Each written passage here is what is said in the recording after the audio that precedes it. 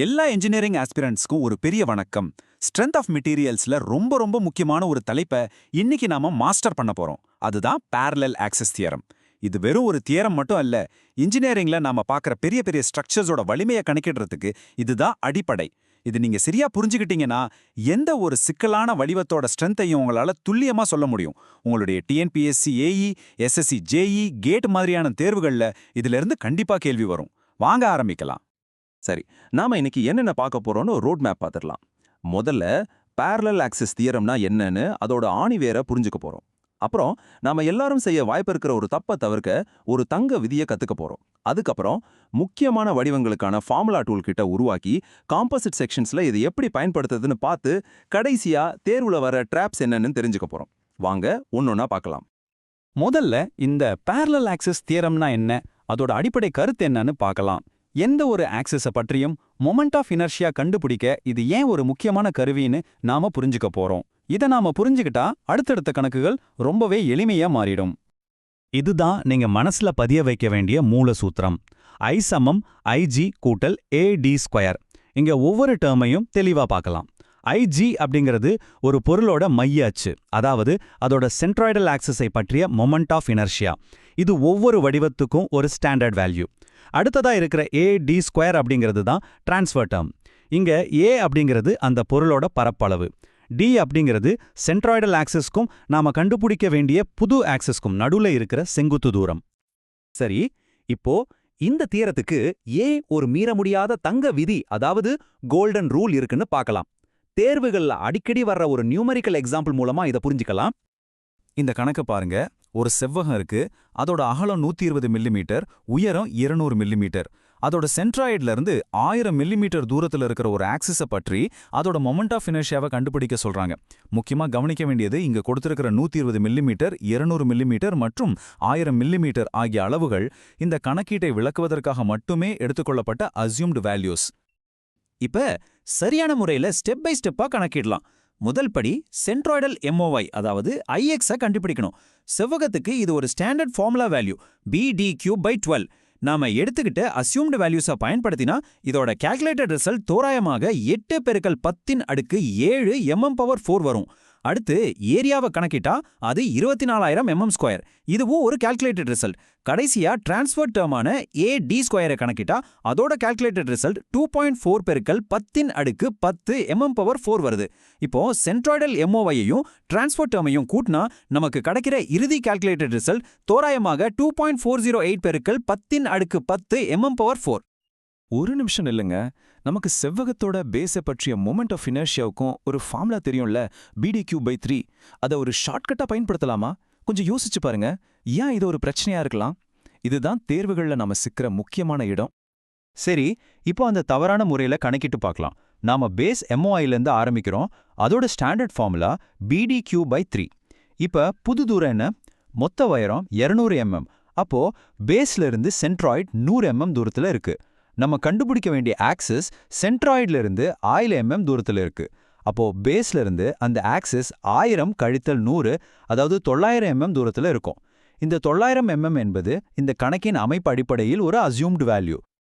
இப்ப பாருங்க, இந்த முறையில கணக்கிட்டா நமக்கு கிடைக்கிற கால்குலேட்டட் ரிசல்ட் தோராயமா 1.976×10⁻10 mm⁴ வருது. இரண்டு விடைகளும் வெவ்வேறா இருக்கு. அப்படின்னா என்ன அர்த்தம்? ரெண்டாவது முறை தப்புன்னு ரொம்ப தெளிவா புரியுது. ஆனா ஏன் தப்பு, அதுதான் இங்க முக்கியம்.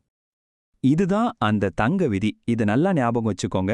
parallel ஆக்சஸ் தியரமை நீங்க பயன்படுத்தும் போது உங்களுடைய ரெஃபரன்ஸ் ஆக்சஸ், அதாவது நீங்க எதிலிருந்து கணக்கிட தொடங்குறீங்களோ அது எப்பவுமே சென்ட்ராய்டல் ஆக்சஸா தான் இருக்கணும். நீங்க ஒரு ஆக்சஸ்ல இருந்து இன்னொரு ஆக்சஸ்க்கு நேரடியா தாவ முடியாது. எப்பவுமே சென்ட்ராய்டு வழியா தான் போகணும். இது ஒரு 5 மார்க் ஃபேவரட் கொஸ்டின். இதை மறக்கவே கூடாது. இப்போ நமக்கு விதி நல்லா தெரிஞ்சிடுச்சு. வாங்க நம்ம ஃபார்முலா டூல் கிட்ட உருவாக்கலாம். தேர்வுகள்ல நீங்க சந்திக்க போற பொதுவான வடிவங்களுக்கான ஃபார்முலாஸை பார்க்கலாம். முதல்ல முக்கோணத்துல இருந்து ஆரம்பிக்கலாம். ஒரு முக்கோணத்துக்கு இந்த 3 ஃபார்முலாஸும் ரொம்ப முக்கியம். சென்ட்ராய்டல் ஆக்சிஸ்க்கு BH³/36, பேஸ்க்கு BH³/12, எபெக்ஸ்க்கு BH³/4. இந்த மூன்றுமே நீங்க மனப்பாடம் செய்ய வேண்டிய ஸ்டாண்டர்ட் ஃபார்முலா வேல்யூஸ். சுவாரஸ்யமான விஷயம் என்னன்னா, பேஸ் மற்றும் எபெக்ஸ்க்கான ஃபார்முலாஸை சென்ட்ராய்டல் ஃபார்முலால இருந்து parallel ஆக்சஸ் தியரமை பயன்படுத்தியே நம்மால கொண்டு வர முடியும். இதிலிருந்து நாம தெரிஞ்சுக்க வேண்டிய முக்கியமான விஷயம் என்னன்னா, மொமெண்ட் ஆஃப் இனர்ஷியா எப்பவுமே சென்ட்ராய்டல் ஆக்சிஸ்ல தான் மினிமமா இருக்கும். அந்த மைய புள்ளியிலிருந்து நீங்க தள்ளி போக போக, அதாவது ஆக்சிஸ் மாற மாற MOIயோட மதிப்பு அதிகரிச்சுக்கிட்டே போகும். வட்டத்தை பொறுத்த வரைக்கும் விஷயம் ரொம்ப சிம்பிள். அதுக்கு எண்ணற்ற சிமெட்ரிக்கல் ஆக்சிஸ் இருக்கிறதால எந்த ஒரு டயாமெட்ரல் ஆக்சிஸ பற்றிய MOIயும் ஒரே மாதிரி தான் இருக்கும். அதோட ஸ்டாண்டர்ட் ஃபார்முலா πd⁴/64. PATயோட சக்தியை பாருங்க. வட்டத்தோட டான்ஜென்ட், அதாவது அதோட பேஸ பற்றிய MOIய கணக்கிடலாம். நாம சென்ட்ராய்டல் MOIல இருந்து ஆரம்பிக்கிறோம். அது ஒரு ஸ்டாண்டர்ட் ஃபார்முலா πd⁴/64. இங்க ஏரியா πd²/4 மற்றும் தூரம் d என்பது ஆரமான d/2. இதை நம்மளோட I = IG கூட்டல் AD² ஃபார்முலாவில் சப்ஸ்டியூட் செஞ்சு கூட்டும்போது நமக்கு கிடைக்கிற calculated result 5πd⁴/64. Okay team, இப்போ நாம ரெக்டாங்கிள்ஸ், சர்க்கிள்ஸ் மாதிரி அடிப்படை வடிவங்களை கத்துக்கிட்டோம். வாங்க இந்த அறிவை இன்னும் சிக்கலான வடிவங்களுக்கு, அதாவது ஹாலோ செக்ஷன்ஸ் மற்றும் ஐபீம்ஸ் போன்றவற்றுக்கு எப்படி பயன்படுத்துறதுன்னு பார்க்கலாம். இங்க கான்சென்ட்ரிக் என்ற வார்த்தை ரொம்ப முக்கியம். அப்படின்னா என்ன? வெளி வடிவத்தோட சென்ட்ராய்டும் உள் வடிவத்தோட சென்ட்ராய்டும் ஒரே இடத்துல இருக்கணும். அப்படி இருந்தா மட்டும்தான் நீங்க பெரிய திட வடிவத்தோட MOIல இருந்து உள்ளீடற்ற பகுதியோட MOIய நேரடியா கழிச்சுக்க முடியும். இல்லனா நீங்க தனித்தனியா parallel axis தியரம் பயன்படுத்தணும். ஒரு சிமெட்ரிக் ஐபீமை எடுத்துக்கிட்டா அதுக்கு இந்த ஹாலோ செக்ஷன் லாஜிக்கை பயன்படுத்தலாம். அதை ஒரு பெரிய திட செவ்வகத்திலிருந்து பக்கங்கள்ல உள்ள 2 சிறிய வெற்று செவ்வகங்களை கழிப்பதாக நினைச்சு கணக்கீட்டை எளிமையாக்கலாம்.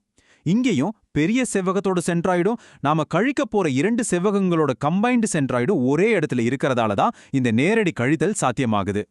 சரி, உங்களுடைய புரிதல் இன்னும் ஆழமாகவும் உறுதியாகவும் இருக்க சில டீப்பர் கான்செப்ட்ஸை தெளிவுபடுத்திக்கலாம். இது உங்க கான்செப்சுவல் கிளாரிட்டியை அடுத்த கட்டத்துக்கு எடுத்துட்டு போகும். இதுல இருக்கிற அடிப்படை வித்தியாசத்தை புரிஞ்சுக்கோங்க. முதல் மொமெண்ட் ஆஃப் ஏரியாவில் நாம தூரமான y மட்டும் எடுத்துக்கிறோம். சென்ட்ராய்டுக்கு மேல y பாசிட்டிவாவும் கீழே நெகட்டிவாவும் இருக்கும். இதனால அவை ஒன்றை கேன்சல் செஞ்சு 0 ஆகிடும். ஆனா இரண்டாவது மூமெண்ட் ஆஃப் இனர்ஷியால நாம தூரத்தோட வர்க்கமான y² எடுத்துக்கிறோம். ஸ்கொயர் பண்ணும்போது நெகட்டிவ் மதிப்புகளும் பாசிட்டிவ் ஆகிடும். அதனால எதுவும் கேன்சல் ஆகாது. இதன் விளைவா சென்ட்ராய்டுல அதோட மதிப்பு 0 ஆகாது, ஆனா மினிமம் மதிப்பு அடையும். இதை எளிதா ஞாபகம் வச்சுக்க ஸ்டாட்டிஸ்டிக்ஸை நினைச்சுக்கோங்க. முதல் மோமெண்ட் மீன் மாதிரி ஒரு பரப்பளவோட மையத்தை கண்டுபிடிக்குது. நம்மளோட MOI ஆன இரண்டாவது மோமெண்ட் வேரியன்ஸ் மாதிரி அந்த மையத்தை சுற்றி உள்ள பரவலை அல்லது எதிர்ப்பை விவரிக்குது. அதே போல மூன்றாவது மற்றும் நான்காவது மோமெண்ட்ஸ் ஸ்கியூனஸ் மற்றும் கர்டசிஸ் மாதிரி வடிவத்தோட சமச்சீரற்ற தன்மை மற்றும் கூர்மையை விவரிக்கும். சரி, நாம கத்துக்கிட்ட எல்லாத்தையும் தொகுத்து உங்களை தேர்வுக்கும் தயார்படுத்த முக்கிய குறிப்புகளை பார்க்கலாம். இதுதான் நம்மளோட ஃபைனல் செக்லிஸ்ட். இதோ உங்களுக்கான இறுதி செக்லிஸ்ட். இந்த விதிகளை மட்டும் எப்பவும் மறக்காதீங்க. முதல் விதி, PAT பயன்படுத்தும் போது எப்பவும் சென்ட்ராய்டல் ஆக்சிஸ்ல இருந்து தான் தொடங்கணும். இரண்டாவது, ஒரு ஆக்சிஸ்ல இருந்து இன்னொரு ஆக்சிஸ்க்கு போகணும்னா குறுக்க வழி கிடையாது, எப்பவும் சென்ட்ராய்டு வழியா தான் போகணும். கடைசியா, ஹாலோ செக்ஷன்ஸ்ல நேரடியா கழிக்கணும்னா சென்ட்ராய்ட்ஸ் ஒன்னா இருக்கணும். இதை மட்டும் ஞாபகம் வச்சுக்கிட்டா நீங்க எந்த தப்பும் செய்ய மாட்டீங்க. இப்போ உங்களுக்கு அறிவு இருக்கு, ஃபார்முலாஸ் தெரியும், தேர்வுகள்ல வர்ற ட்ராப்ஸ் என்னன்னு தெரியும். இனிமேல் மொமெண்ட் ஆஃப் இனர்ஷியா சம்பந்தப்பட்ட எந்த ஒரு கணக்கையும் உங்களால முழு நம்பிக்கையோட தீர்க்க முடியும். உங்களுடைய கடின உழைப்பை தொடருங்க, தொடர்ந்து பயிற்சி செய்யுங்க. வெற்றி நிச்சயம். Keep up the hard work.